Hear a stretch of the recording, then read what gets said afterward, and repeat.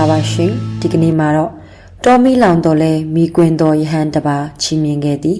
ပတိစိတ်နီးကာရာကြောင့်တာမန်ဆင်းရဲသားဘဝကနေတထေးကြီးဘဝသို့ရောက်ရှိခဲ့သူဖြစ်ရမယ့်အကြောင်းကိုတင်ဆက်ပေးပါမယ်မိကွင်းတော်ယဟန်မှာစကိုင်းတိုင်းဗမောက်မြို့ဝေတုတ်ခီကျောင်း၌တည်သုံးခဲ့သောဝေတုတ်ခီဆရာတော်ဖြစ်ပါတယ်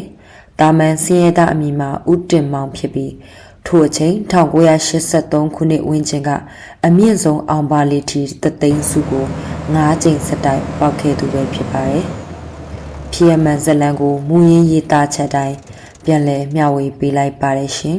။ကောဇာတက္ကရာ1345ခုနှစ်ခန့်ကဖြစ်၏။စကိုင်းတိုင်းအင်းတော်မြို့တွင်နေထိုင်သောဦးတမောင်သည်ကားကိုကတာနှင့်အင်းတော်သို့မောင်းနေသည်။ထိုဒေသတွင်ကားမောင်းသမားမှာလွန်စွာမှကြက်တဲဆင်းရဲလာသည်အရွယ်မမြောက်သေးသည့်သားသမီး9ယောက်တူ၏စာဝတ်နေရေးအတွက်ရုန်းကန်ဖြစ်ရှင်ပေးနေရသည်ရင်းသူကြက်တဲဆင်းရဲလာသည်ရင်းသူကြက်တဲဆင်းရဲသည့်ကြားမှဆရာတော်ဖျားကြီးအားဖူးမြော်ခြင်းလွန်လာ၍ငတ်ပြောတဖြည်းဖြင့်တွားရောက်ဖူးမြော်ကြော်ခဲ့သည်ကျေးဇူးရှင်ဆရာတော်ဖျားကြီးသည်ပြုံးပြားလျက်ဂါရာတော်ကိုဥတမောင်အားစေတနာထားလျက်ချီးမြှင့်တော်မူခဲ့သည်ဥတမောင်ကလည်းဂါရာတော်ကိုဆရာတော်ဖျားကြီးတင်ကြားပေးတော်မူသည့်အတိုင်းကြက်မခါနေ့ရောညပါအမြဲမပြတ်ရွတ်ဖတ်တရဆဲနေသည်အချိန်အားရလျင်ပတိစိတ်နေသည်ကျေးဇူးရှင်ဆရာတော်ဖျားကြီးချီးမြှင့်တော်မူခဲ့သောဂါရာတော်ကိုအမြဲမပြတ်ရွတ်ဆိုနေခြင်းပတိစိတ်နေခြင်းအကျိုးကျေးဇူးတွေကြောင့်များမကြာမီတွင်ဥတမောင်သည်ထီသိန်းစု9ကြိမ်စတိုက်ပေါက်သူကန်ထူးရှင်ကြီးဖြစ်လာကကားပိုင်ရှင်ကြီးဥတမောင်ဖြစ်လာတော့သည်ဖျားတကားကျောင်းတကားစောင်းတန်းတကားယခုအခါတွင်ကားလုပ်ငန်းတစ်ခုတည်းသာမဟုတ်ကားဝရှော့ဆိုင်ကြီးရွှေဆိုင်ကြီးအထည်ဆိုင်ကြီးများဖွင့်၍ရောင်းချနေသည်အင်းတော်တွင်ဖျားတကားကြီးကျောင်းတကားကြီးစောင်းတန်းတကားကြီးဥတမောင်ဖြစ်၍နေလေပြီစင်ရဲ့ချင်းမှချမ်းသာခြင်းဦးတမောင်သည်စင်ရဲသားကားမောင်သမားလေးဘဝမှ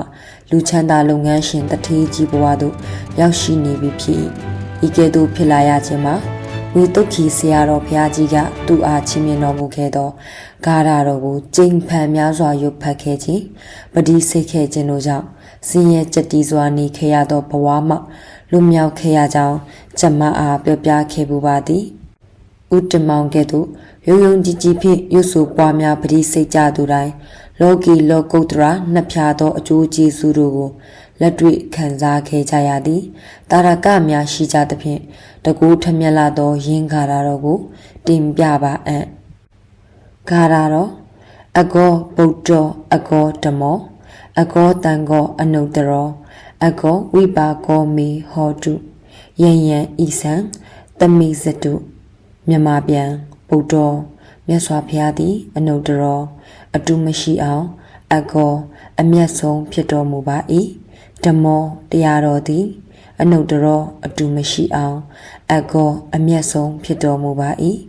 တန်ခောတန်ဃာတော်သည်အနုတ္တရောအတုမရှိအောင်အကောအမျက်ဆုံးဖြစ်တော်မူပါ၏မိကျွန်ုပ်အားအကောအမျက်ဆုံးဖြစ်သောဝိပါကောအကျိုးတရားသည်ဟောတုဖြစ်ပါစေတည်းယံယံဤဆံအလိုရှိတိုင်းတမေစတုပြည့်စုံပါစေတည်းစာရေးသူမှတ်ချက်အထက်တွင်ဖော်ပြခဲ့သောဂါရတော်ကိုရွတ်ဖတ်တရစေခြင်းပရိစိတ်ခြင်းကိုမိမိကြိုက်နှစ်တရားပြုလုပ်နိုင်သည်အကျိုးတရားကအတူတူပင်သည်